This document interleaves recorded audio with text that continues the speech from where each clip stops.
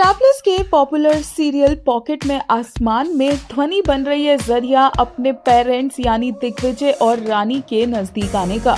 ध्वनि की आईज में इरिटेशन होने लग जाती है जब वो पढ़ाई कर रही होती है और वो रोने लग जाती है।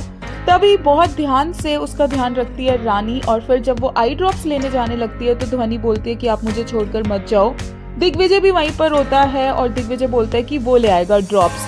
पूरी फैमिली वहां पर आ जाती है ध्वनि का शोर सुनकर, और फिर दिग्विजय और रानी बड़े ही प्यार के साथ अपनी बेटी को हैंडल करते हैं, उसके दर्द को हैंडल करते हैं। दिग्विजय बोलता है कि वो आई ड्रॉप्स डाल देगा और ध्वनि को वो बहुत प्यार से मोटिवेट करते हुए ड्रॉप्स डालता है।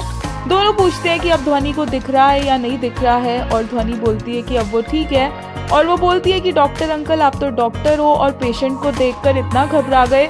और वो बोलता है कि मैं अपनी बेटी से बहुत प्यार करता हूँ इसलिए मैं डर गया, और बड़े ही प्यार से ध्वनि बोलती है कि अब मैं ठीक हूँ। और फिर वो अपनी माता रानी को भी बोलती है कि वो भी टेंशन ना ले क्योंकि वो एकदम ठीक है।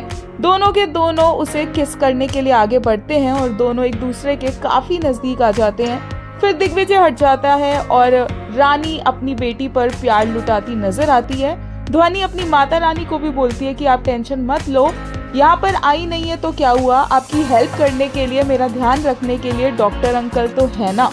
इससे पहले भी एक सीन होता है जहाँ पर दिग्विजय टेबल पर बैठकर फैमिली के साथ खाना खा रहा होता है, जबकि साइड पर रानी ध्वनि को अकेले खाना खिला रही होती है।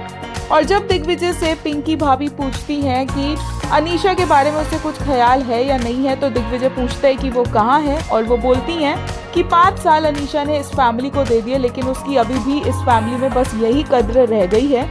दिग्विजय बोलता है कि वो बार बार सबको ये क्लैरिफिकेशन नहीं देगा, लेकिन उसकी प्रायोरिटी सिर्फ और सिर्फ उसकी बेटी ध्वनि है, और अगर किसी इस बात को समझने में प्रॉब्लम हो रही है तो ये उसकी प्रॉब्लम नहीं है।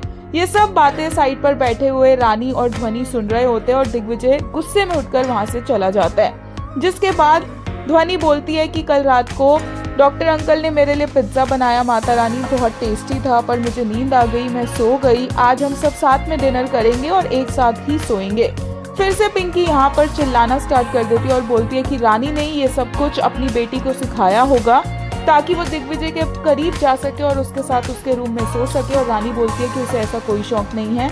ध्वनि भी सुनाती है उन्हें और बोलती है कि वो इतना तेज क्यों शाउट कर रही हैं, उन्हें बताया नहीं है कि उन्हें शाउट नहीं करना चाहिए, और रानी अपनी बेटी को बोलती है कि बड़ों से ऐसे बातें नहीं करनी चाहिए।